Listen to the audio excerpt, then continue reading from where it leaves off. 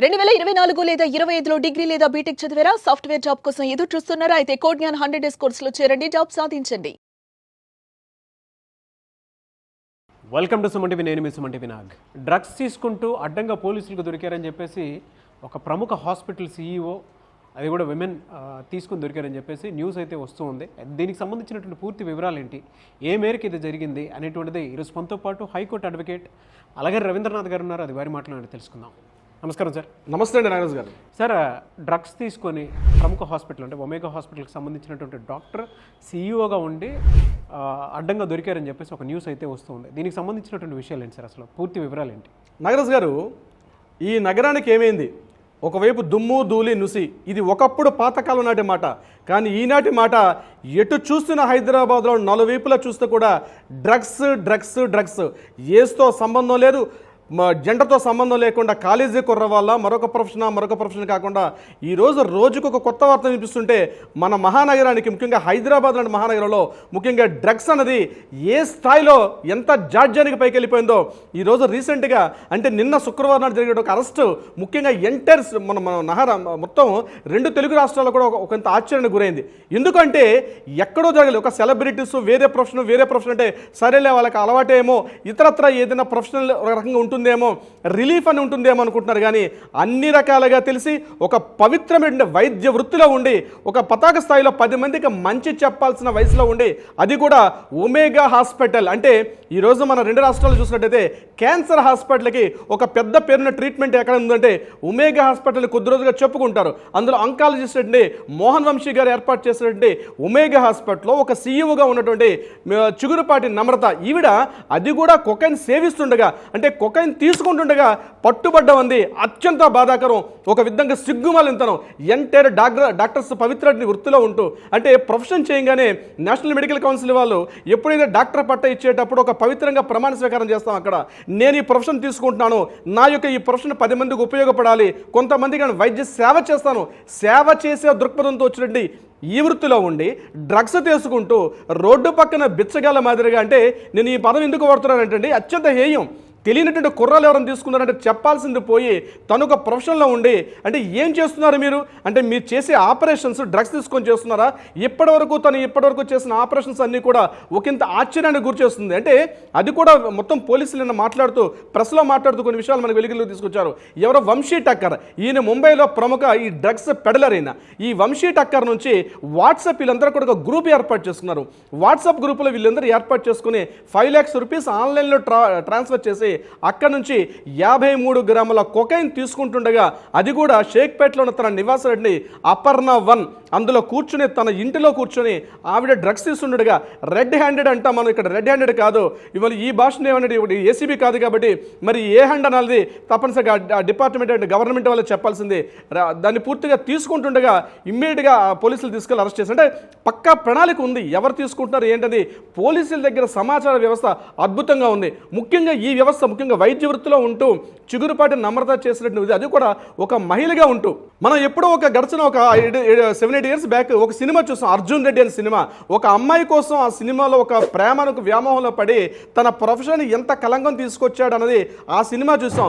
మరొక లేడీ అర్జున్ రెడ్డిలా తయారయ్యి ఈరోజు ఆమె డ్రగ్స్ తీసుకోవాలంటే ఎంత డేర్ ఉండాలండి, ఎంత తెగించేస్తున్నారు వీళ్ళు. ఈరోజు ఈ స్థాయిలో డ్రగ్స్ అనేది చట్టరీత్యా నేరం అని చెప్పి ప్రతిరోజు వీళ్ళు ప్రమోట్ చేస్తారు, పెద్ద పెద్ద బోర్డులు పెడతారు. అటువంటిది అదే హాస్పిటల్లో డ్రగ్స్ తీసుకుంటూ ఈరోజు తన రెడ్ హ్యాండెడ్గా పట్టుబడడం ఏదైతే ఉందో ఆ యొక్క చిగురుపాటి నమ్రత గారు, ముఖ్యంగా చాలా సిగ్గుమాలితనం. ఇలాంటి వీడియో ఒకటి చేయాలంటే చాలా బాధ అనిపిస్తుంది. అంటే వైద్య వృత్తి అంటే మనకి ఏదైనా కష్టం వచ్చినా మన బాధ అనిపిస్తే అక్కడికి వెళ్తాం. దట్టు కూడా ఒమేగా హాస్పిటల్ క్యాన్సర్ ట్రీట్మెంట్, ముఖ్యంగా అంకాలజీ ట్రీట్మెంట్కి చాలా పేరు ఉన్నటువంటిది. చాలా సీఈఓస్ ఉంటారు, అందులో ఈవిడొక సీఈఓ. ఈజ్ నాట్ ఓన్లీ ఈవిడ ఒక్క సీఈఓ కాదు, కనీసం ఒక్కొక్క డిపార్ట్మెంట్కి ఒక్కొక్క సీఈఓ ఉంటారు. ఈవిడ ఒక చిగురుపాటి నమ్రత గారు ఒక సీఈఓగా ఉండి ఈరోజు తను రెడ్ హ్యాండ్గా తీసుకుంటూ పట్టుబడి ఉంది చూసారు.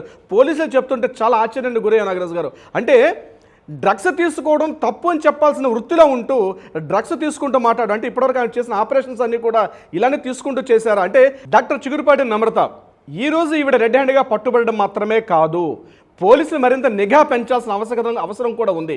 కేవలం ఈమె ఒక్కరినే కాకుండా ఈమె చుట్టూ ఉన్నటువంటి స్నేహితులు, ఈమెతో జోవియల్గా కలుస్తున్న స్నేహితులు, రెగ్యులర్గా కలుస్తున్న స్నేహితులు, ఈమె యొక్క బంధువులు, ఇతరత్ర ఎవరున్నా పోలీసులు ఖచ్చితంగా ప్రతి ఒక్కరి మీద నిఘా పెట్టాలి.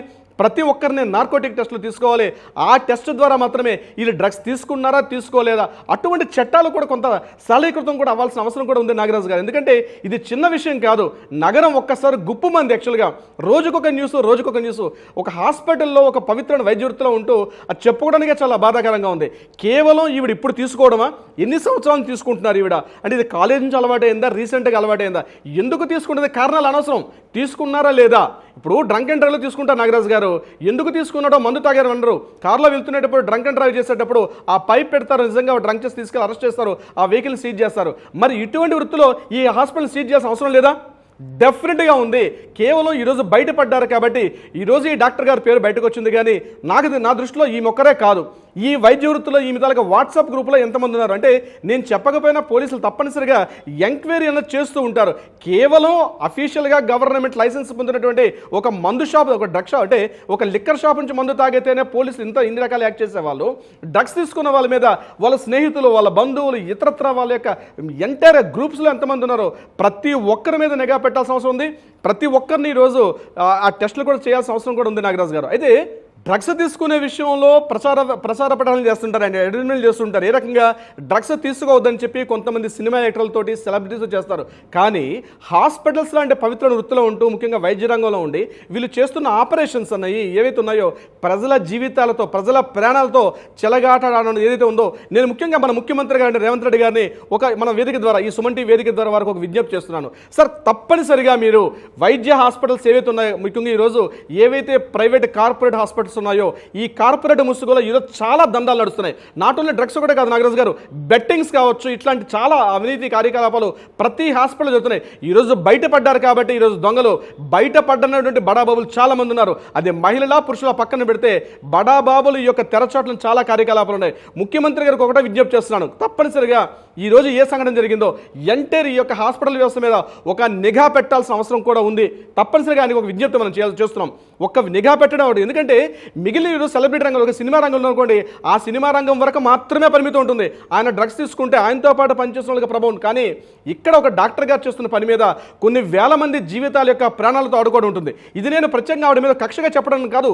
ఈరోజు దొరికారు కాబట్టి, ఆవిడ రెడ్ హ్యాండెడ్గా మనకి ఈరోజు పట్టుబడ్డారు కాబట్టి ఈరోజు మనం మాట్లాడుకుంటున్నాం. కానీ లేకపోతే చాలామంది డాక్టర్స్, అర్జున్ రెడ్డి లాంటి డాక్టర్స్, లేడీ అర్జున్ రెడ్డి గారి డాక్టర్స్ లాంటి వాళ్ళు చాలామంది ఉన్నారు. వాళ్ళందరి మీద నిఘా పెట్టి ప్రతి ఒక్కరి మీద ఒక ఎంక్వైరీ పెడితే చాలామంది బయటకు వస్తారు.